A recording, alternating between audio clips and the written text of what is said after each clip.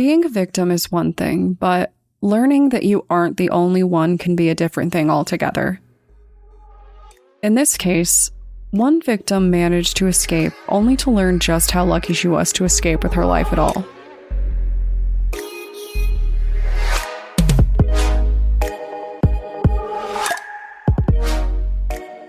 My name is Brienne, and I'm the host and creator of Among the Dirt and Trees, a show where we explore true crime cases that occur out in nature. This is part 2 of the episodes covering murderer David L. Wood, also known as the Desert Killer. If you haven't heard part 1, you know the drill. Go check it out and come back.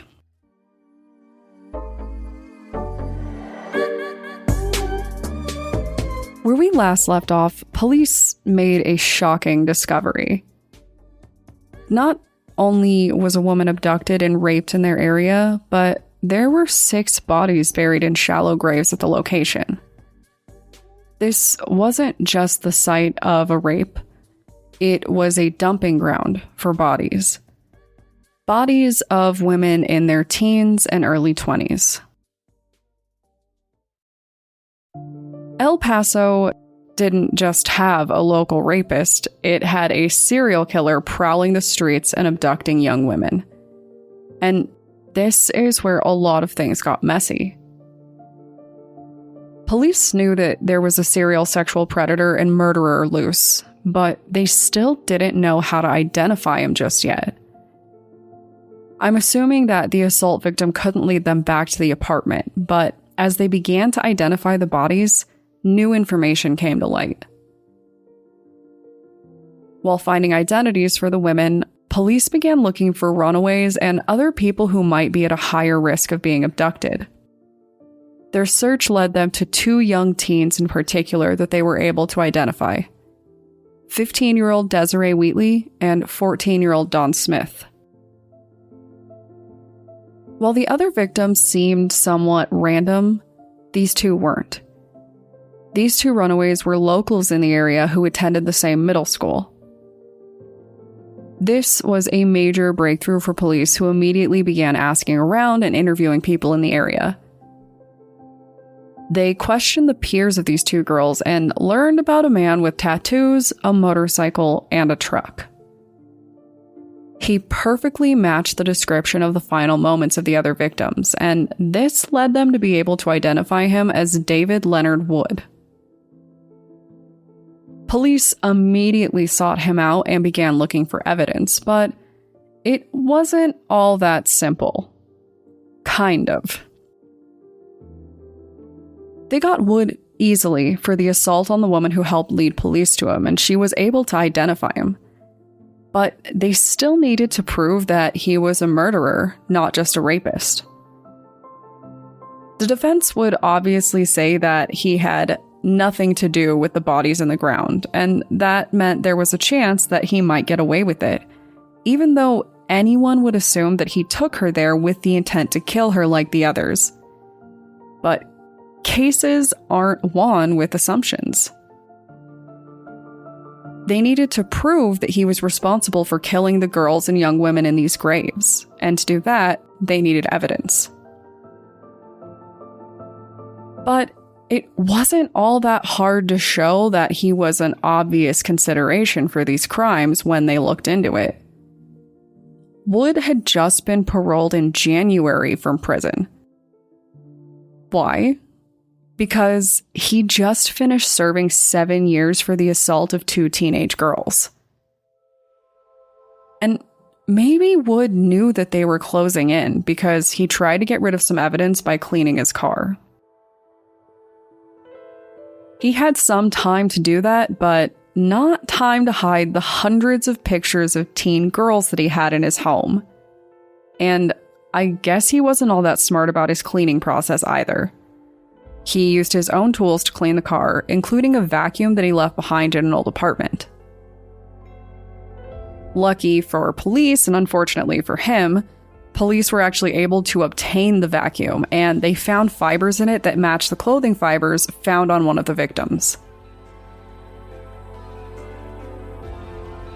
He cleaned up his car, but left his vacuum dirty. And I have to say that I don't think you get criminal bragging rights when your big downfall is a vacuum, right?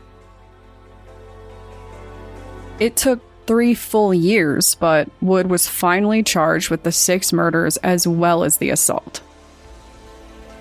But that wasn't the end of the story.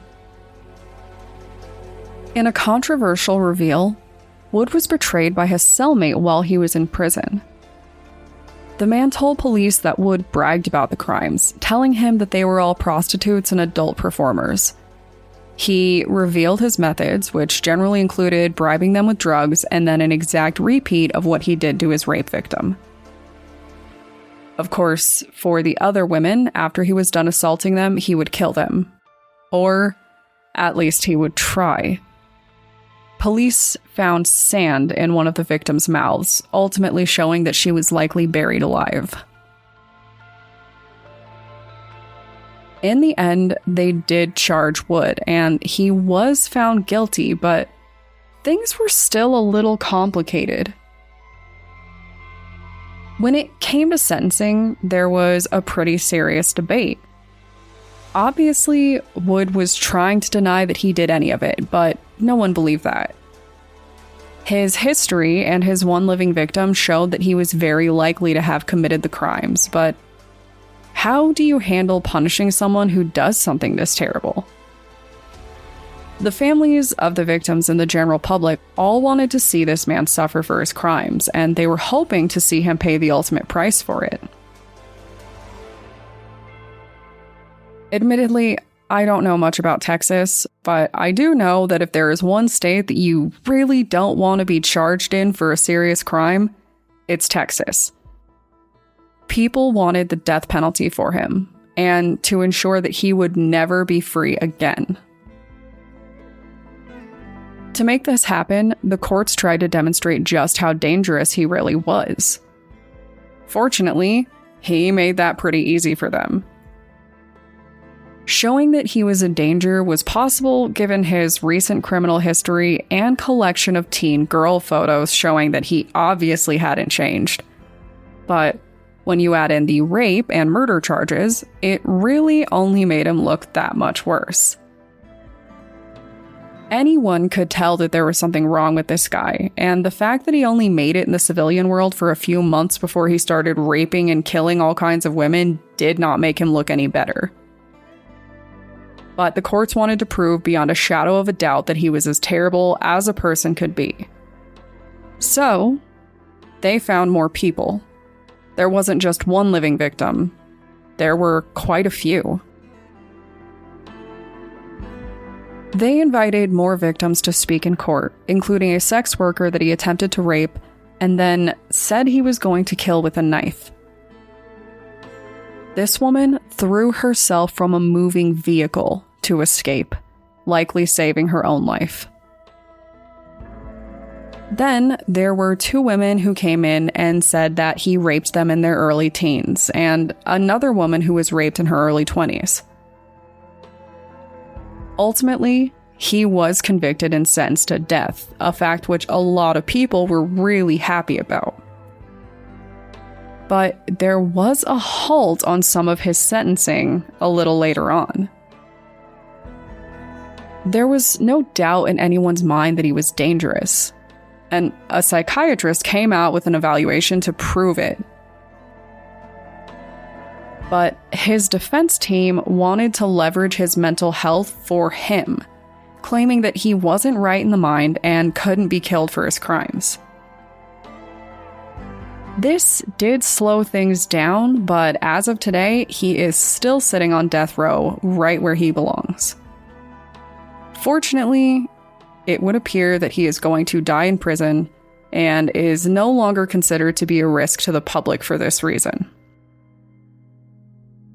To this day, police believe that there are likely more victims that he attacked throughout the years, both in 1987 and possibly even before he went to prison the first time.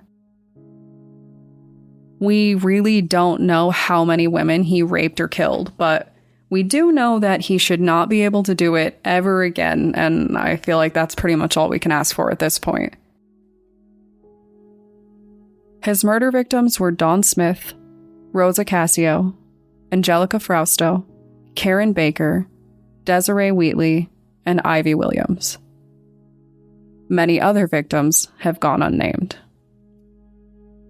So, if you want to discuss the dangers of being a young woman, the risks posed by unapologetic criminals, or what it feels like to close out the first year of your first podcast, contact me on Twitter or Instagram using the tag @datpod. Thanks, guys.